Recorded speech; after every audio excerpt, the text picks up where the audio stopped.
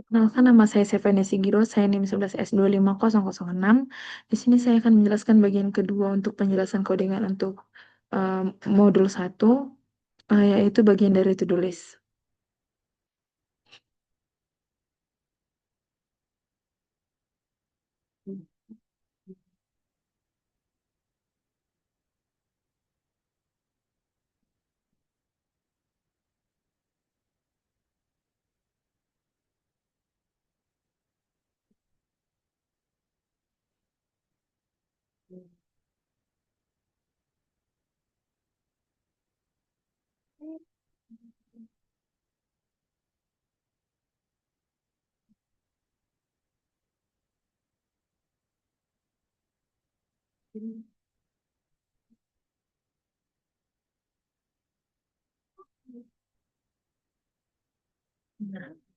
Nah, saya akan menjelaskan dari barisan code pertama yang itu yaitu yang kelas to do.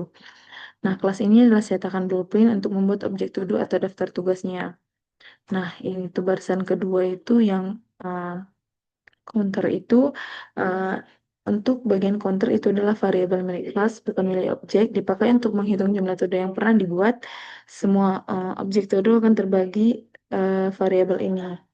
Nah, untuk barisan yang keempat, metode ini otomatis dipanggil saat objek todo dibuat. Nah, untuk yang bagian title itu tuh merupakan judul tugas atau default kosong. Nah, untuk bagian is finished itu merupakan status tugas atau default false. Nah, untuk barisan kelima itu merupakan ID uniknya. Nah, ID diambil dari metode generated ID dan self ID itu berarti milik ID ini milik objek ini seperti itu. Berarti ID milik objek ini. Nah, untuk barisan ke-6 itu untuk menyimpan judul todo ke dalam objek. Nah, barisan ke-7 itu untuk menyimpan status apakah tugas sudah selesai itu belum.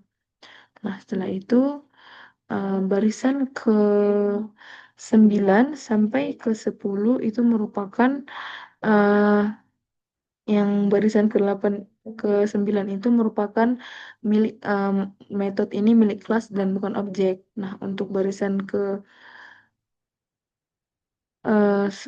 itu adalah representasi dari kelas todo. Nah, untuk barisan ke-11 itu merupakan setiap kali todo dibuat maka counter akan bertambah 1. Nah, barisan ke-12 itu merupakan nilai counter yang terbaru dan dikembalikan lagi sebagai ID todo. Nah, untuk yang ke-14, baris ke-14 itu menjelaskan bahwa metode itu digunakan untuk mengetahui total todo yang pernah dibuat.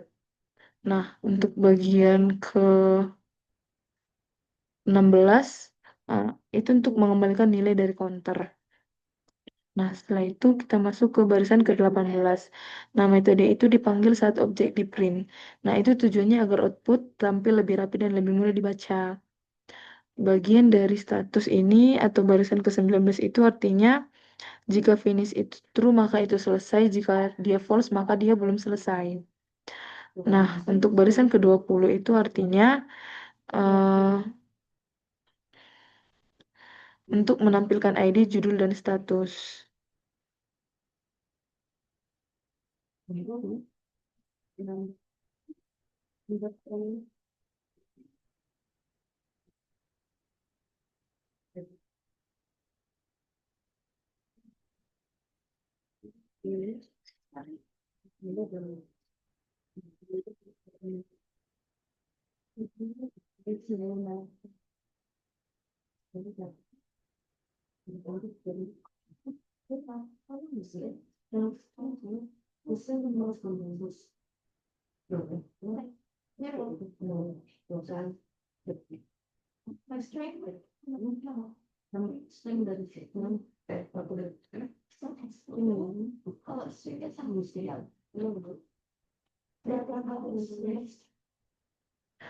Oke, kita lanjut ke bagian kedua yang bagian repository.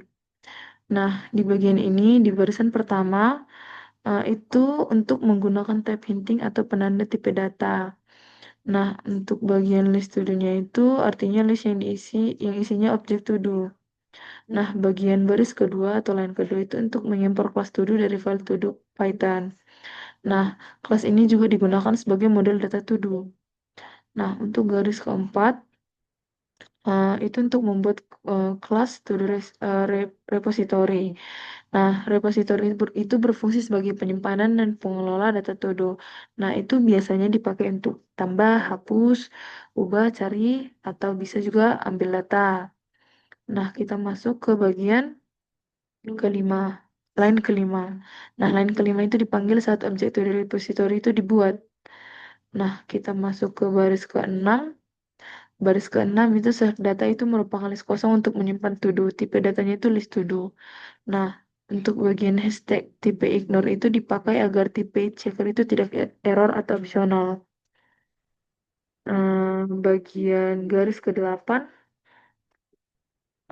itu merupakan metode untuk mengambil semua to do dan mengembalikan list yang berisi objek to do. Nah, baris ke-9 itu untuk mengembalikan semua data to do yang tersimpan. Selanjutnya di line ke-11 itu merupakan metode untuk menambahkan to do. Nah, to do itu harus bertipe to do. Kita lanjut ke bagian self data baris ke-12. Nah, itu untuk menambahkan to do ke dalam list data. Nah, masuk ke baris 14 yang def remove to do itu untuk menghapus to do berdasarkan ID dan mengembalikan. Maka dia akan true jika berhasil dan false jika tidak ditemukan. Selanjutnya kita masuk ke baris line ke-16. Itu merupakan untuk mencari to do dengan ID yang cocok. Nah, arti dari next none itu artinya ketemu, maka to-do-nya terambil, dan tidak ketemu itu makanan. Nah, baris ke-17 itu sampai baris ke-18 itu artinya jika to-do tidak ditemukan, maka gagal hapus. Eh, Setelah itu baris ke-19 sampai ke baris ke-20 itu menghapus to-do dari list dan mengambilkan true karena berhasil.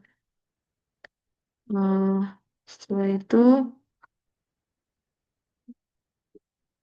baris ke-21 itu tidak termasuk ke dalam kelas ya, itu seharusnya menjorok ke dalam kelas. Setelah itu bagian dari barisan ke-22 itu untuk mencari turun berdasarkan ID. Barisan ke-23 itu jika tidak ditemukan maka update-nya gagal.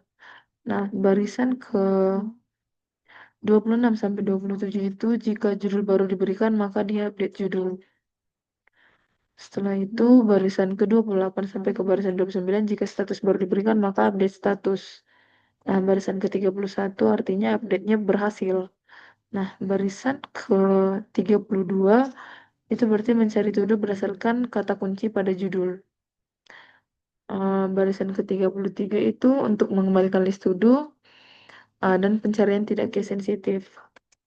Nah, barisan ke-34 itu mengurutkan to-do berdasarkan titel, status, dan ID. Barisan 31, 35 sampai 36 itu urutan berdasarkan judul A sampai Z. Barisan ke-37 sampai 39, 38 itu urutkan berdasarkan status false belum selesai maka akan muncul. Nah, bagian dari 39 sampai 40 itu urutan berdasarkan ID. Sekian dari penjelasan bagian kedua, mari kita lanjut ke bagian ketiga.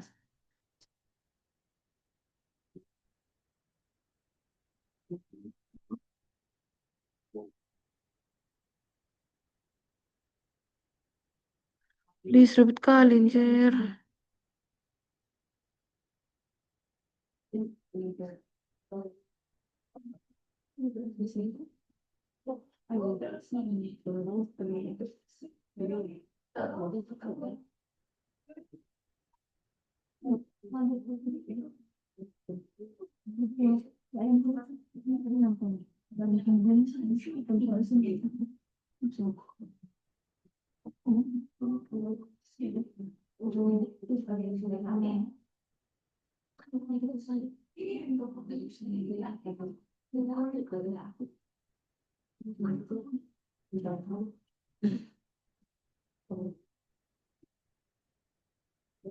Nah, di bagian ketiga itu ada to do service. Nah, di barisan pertama itu ada from entities to do, import to do. Itu untuk mengimpor entity to do dan digunakan untuk membuat to do baru. Nah, barisan kedua itu untuk mengimpor repository dan repository itu bertugas untuk mengelola data to do. Nah, bagian dari baris keempat atau line keempat itu membuat kelas to do service. Nah, service layer bertugas untuk mengatur logika aplikasi dan menjadi penghubung antara UI atau main dari repository. Nah, bagian line kelima itu konstruktor menerima to do repository. Ini disebut dengan dependency injection. Bagian dari line keenam itu repositorinya disimpan agar bisa dipakai oleh semua metode service. Line kelima itu merupakan metode untuk menampilkan daftar to do ke layar. Bagian dari line ke-9 itu untuk mengambil semua to do dari repository. Nah, line ke-10 itu menampilkan judul daftar. Line dari line 11 sampai line ke-13 itu untuk jika listnya kosong, maka pesannya akan ditampilkan dan menghentikan function. Nah, baris ke-15 sampai ke-16 itu merupakan loop semua to do dan number start sampai dengan saat itu untuk memberikan nomor urut atau opsional. Print to do otomatis memanggil strike dari kelas to do. Setelah itu baris ke-18 itu merupakan metode untuk menambahkan to do baru. Baris ke-19 itu untuk membuat objek to do baru. Status defaultnya itu belum selesai. Setelah itu baris ke-22. Nah, itu metode yang digunakan untuk menghapus to do berdasarkan ID. Baris ke-23 itu untuk memanggil repositori untuk menghapus to do. Nah, setelah itu baris ke-24 sampai baris ke-25 itu merupakan jika dia gagal maka akan ditampilkan pesan error. Setelah itu baris ke-26 ya, baris ke-26 itu merupakan to do metode untuk mengubah judul dan status to do-nya. Nah, baris ke-27 itu untuk memanggil repositori untuk update data. Baris ke-28 sampai baris ke-29 itu jika ID-nya tidak ada maka pesannya akan ditampilkan. Baris ke-30 merupakan metode untuk mencari to do berdasarkan judulnya. Baris ke-31 itu untuk mengambil hasil dari pencarian repositori. Nah, baris ke-32 sampai 34 itu merupakan jika tidak ada hasil maka pesan akan ditampilkan. Nah, selanjutnya baris ke-36 sampai baris ke-38 itu menampilkan hasil pencariannya nantinya. Nah, baris ke-39 itu untuk mengurutkan to do. Bisa seperti ID, title, atau status. Baris terakhir atau baris ke-40 itu merupakan sorting yang dilakukan oleh repositori.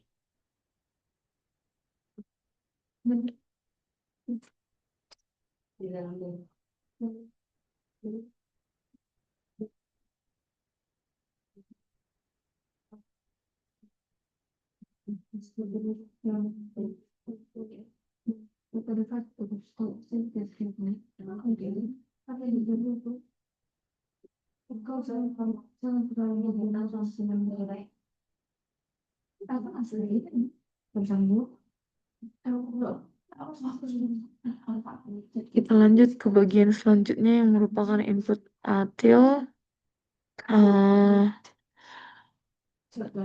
Di barisan pertama itu ada yang pertama membuat kelas bernama input atil. Biasanya kelas atil itu dipakai untuk helper atau alat bantu, bukan untuk menyimpan data. Nah, yang kedua, untuk baris kedua itu menandakan bahwa metode ini adalah static method, yang artinya tidak membutuhkan self, tidak membutuhkan objek dari input atil, atau bisa dipanggil langsung lewat kelas. barisan ketiga itu merupakan metode bernama input. Nah, parameternya itu info strike, itu merupakan teks petunjuk untuk user. Nah, setelah itu merupakan metode yang selalu mengembalikan string. Nah, untuk barisan terakhir atau line keempat itu merupakan untuk membuat teks prompt seperti finfo itu. Nah, kesimpulannya itu seperti input attribute itu merupakan kelas helper. Static method itu bisa dipanggil tanpa objek dan metode input itu untuk menampilkan prompt dan mengambil input user dan selalu mengembalikan string atau bisa dibilang aman.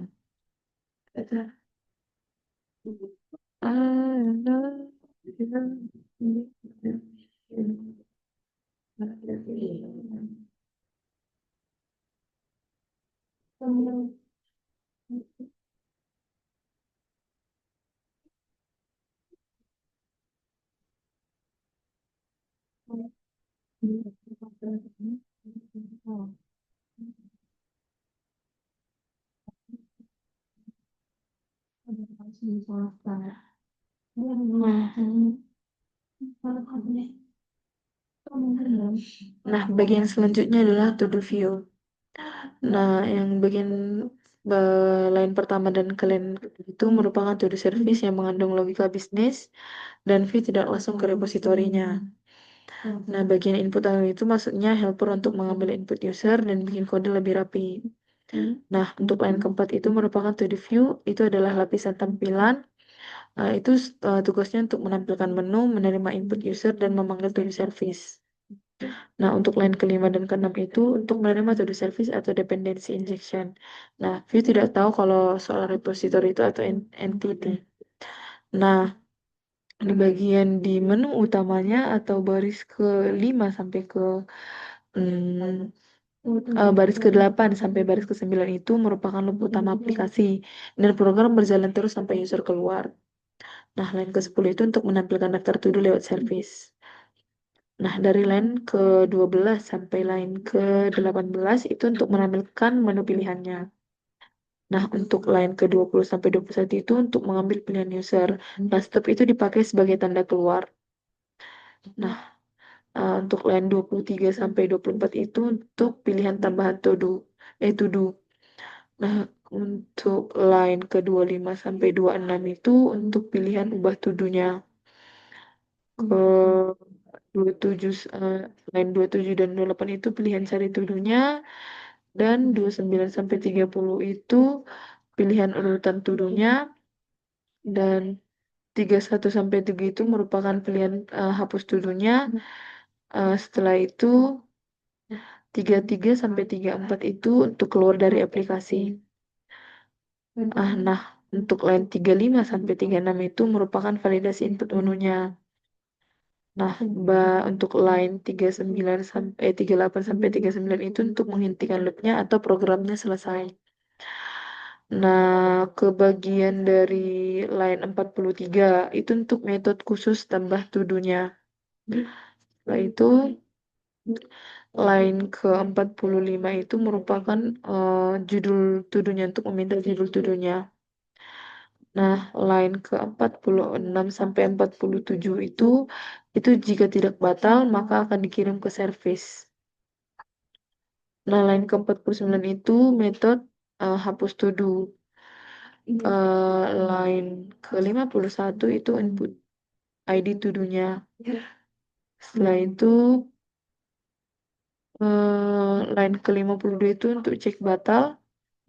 Mulai dari line ke-53 sampai ke 54 itu untuk konversi string ke integer. Nah, line ke-55 itu untuk kirim ke service. Line ke-56 sampai 57 itu validasi jika input bukan angka. Nah, bagian dari line 59 sampai 62 itu merupakan pass atau placeholder atau belum ada kode. Hal yang sama untuk search to do dan sort to do juga. Setelah itu eh,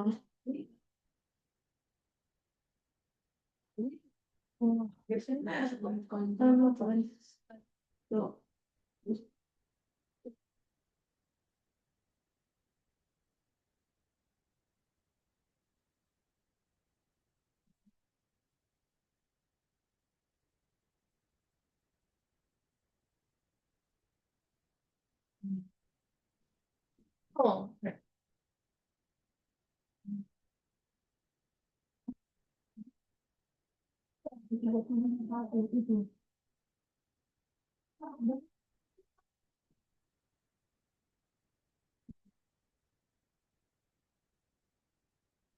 buka dulu dari mana kalau sampai aksen suaranya.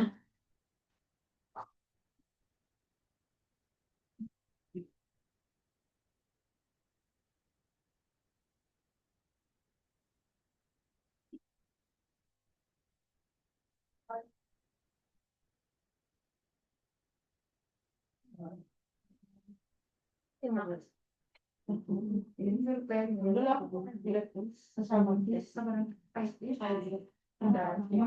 Aku pilih tuh, empat kali dulu. Tahu, bisa tahu. Jatuh.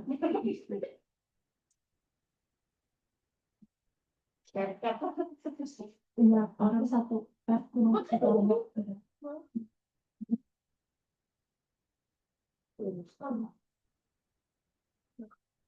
Baik banget. Ya, aku tinggal terus. Aneh, yang salah. Kamu tuh ngomongnya kayak gitu deh. Dengan terima kasih tuh sudah bisa. Kalau dibilang aku sih nggak bisa karena itu ngurus kayak gitu ya.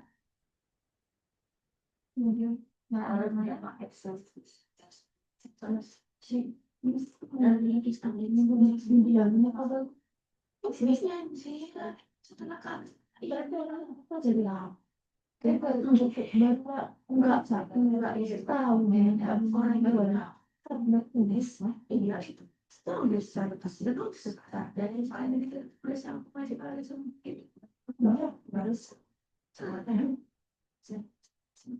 jadi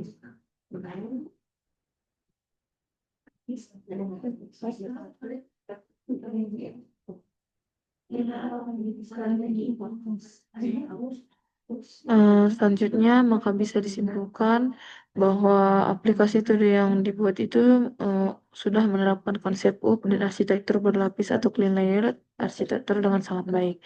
Nah, seperti struktur layernya itu merupakan to the view, tampilan dan input user seperti CLY. To the service itu merupakan logika bisnis. To do repository itu pengelolaan data. To do entity itu model data dan update util itu helper input. Setiap layer punya tanggung jawab yang jelas dan tidak saling mencampuri.